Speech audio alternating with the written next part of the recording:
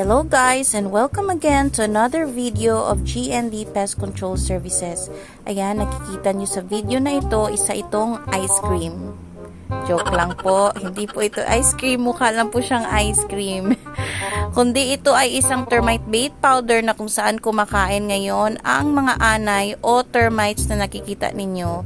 Diyan po makikita ninyo ang termite soldiers and termite workers na member ng termite colony. Wala po dito yung swarmers kasi po yung swarmers ay merong mga wings. So wala pong wings dyan. Ayan, nag-e-enjoy po sila.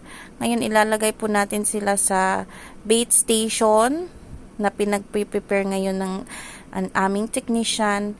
Kaya I posted this video to make you aware, para ma-aware ang lahat na ang termites po ay hindi ini-sprayhan ng kahit anong spray na makikita sa market o kahit ano yung Bigod, kundi